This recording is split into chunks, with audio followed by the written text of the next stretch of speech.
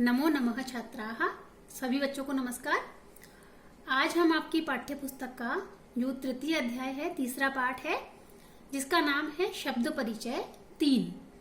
इसका एक नाम और भी है अकारांत नपुंसकलिंग, क्योंकि इसमें अ से समाप्त होने वाले जो नपुंसकलिंग शब्द हैं उनके बारे में हम चर्चा करेंगे। तो आइए पढ़ते हैं तृतीय पाठ। प्रथम भाग है इसका एतत् किम, अर्थात यह क्या है। यह यानी ये जो वस्तु उस महिला के हाथ में दिखाई दे रही है, ये वस्तु क्या है। एतत् खनित्रम अस्ति, यह एक खनित्र है। खनित्र अर्थात कुदाल, फावड़ा, जिससे हम खोदते हैं खेती के काम में। और श्रमिका खनित्रम चालयति, जो ये महिला है, जो महिला श्रमिक है, ये खनित्र को यानी इस कुदाल को चला रही है, ये इसका अर्थ है। और इसमें ध्यान देने की मूल बात यह है कि खनित्रम जो है ये एक वचन का है, नपुंसकलिंग का शब्द है, जिसका मूल शब्द होगा खनित्र और प्रथमा एक वचन में बन गया है खनित्रम। और दूसरी ध्यान देने की बात है एतत्, एतत् यानी यह।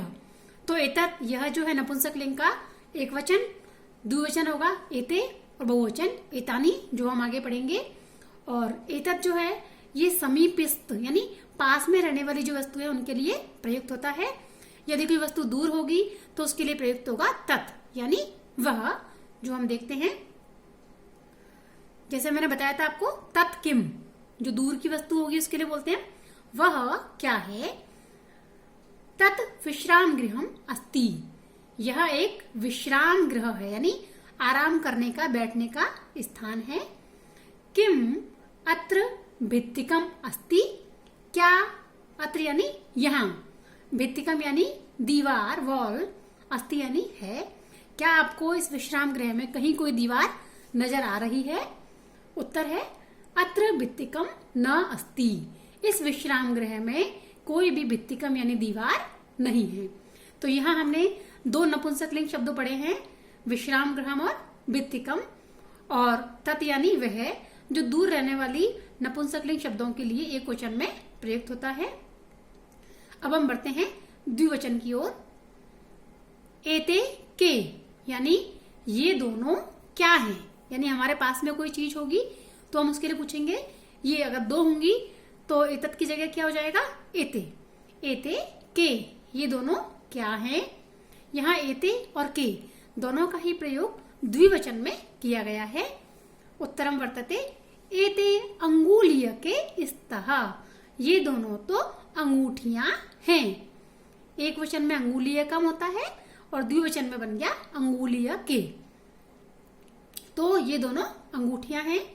और स्वर्णकारः अंगुलीय के रचयति, ये जो सुनार है ये दोनों अंगूठियों को बना रहा है। रचयति यानी बना रहा है। और अंगुलीय के, अंगुलियम शब्द का जो एक नपुंसकलिंग शब्द है उसका प्रथमा विभक्ति या द्वितीय विभक्ति का द्विवचन रूप है, क्योंकि दोनों में ही ये समान ही रहेगा, चाहे प्रथमा हो या द्वितीय। अब हम आगे बढ़ते हैं। कोई वस्तु यदि दूर होगी और द्विवचन होगा तो ते के, अर्थात वे दोनों क्या हैं या वे दोनों कौन हैं। ये दूर जो वस्तु होती है उसके लिए आएगा और द्विवचन के लिए वे दोनों क्या हैं। उत्तरम वर्तते ते बस याने स्तः, वे दोनों बस यान हैं, यानी बस हैं। अगला प्रश्न, ते बस याने कुत्र गच्छता, यानी ये दोनों बस यान कहाँ जा रहे हैं। गच्छत यानी जा रहे हैं। ते रेल स्थानकम गच्छतः, ये दोनों बस यान रेलवे स्टेशन, रेल स्थानक जा रहे हैं। यहाँ ये जो बस यानी शब्द है ये मूल रूप में बस यानम होता है, एक वचन, और द्विवचन में यानी दो बस हैं इसलिए हो गया बस याने। अगर ये दो से ज्यादा होती तो हो जाता बस यानानी। इसके लिए आप अपनी पाठ्य पुस्तक के अंत में जो पुष्प शब्द के रूप हैं या फल के रूप हैं उन्हें अगर हम पढ़ेंगे तो आपको समझ में आ जाएगा कि द्विवचन का रूप क्यों है और बहुवचन में क्या होगा। तो हम आगे बढ़ते हैं अब बहुवचन की ओर। हमने इससे पहले पढ़ा था एतत्, एते, एतानी।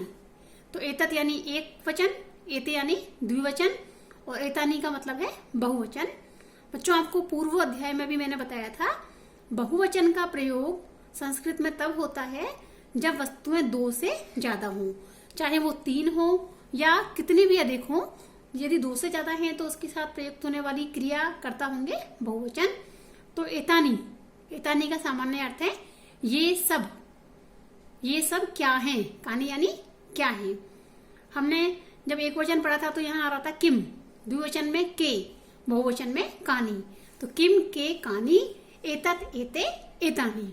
और यदि दूर होती है वस्तु तो तत ते तानी।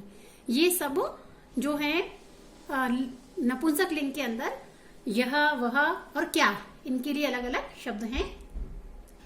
तो ये सब क्या है, एतानी कर वस्त्राणी संति। ये सभी तो कर वस्त्र यानी रुमाल, कर यानी हाथ और वस्त्र यानी कपड़ा, हाथ में रखे जाने वाला कपड़ा यानी रुमाल है। तो ये सभी रुमाल हैं। किम एतानी पुराणानी, क्या ये रुमाल आपको पुराने नजर आ रहे हैं। पुराण एक वचन होता है और पुराणानी यानी बहुत सारे। तो क्या ये सभी रुमाल पुराने हैं। ना एतानी तु नूतनानी, नहीं ये सब तो नए हैं। तो यह का बहुवचन नपुंसक लिंग में। अब चलते हैं दूर वाली वस्तु की ओर, बहुवचन में। तानी कानी, तानी यानी वे सब, जो दूर से हमें दिखाई दे रहे हैं वे सब। कानी यानी क्या है। तानी कदली फलानी संति, वे सब केले के फल हैं।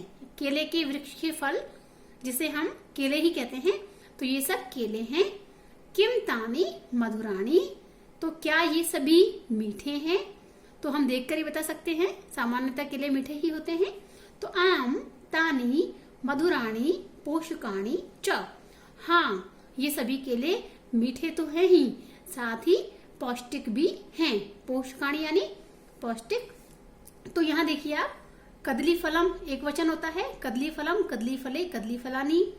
ऐसे ही मधुरम मधुरे मधुराणी, पोषकम पोषके पोषकाणी। यो भी शब्द यहाँ दिए गए हैं।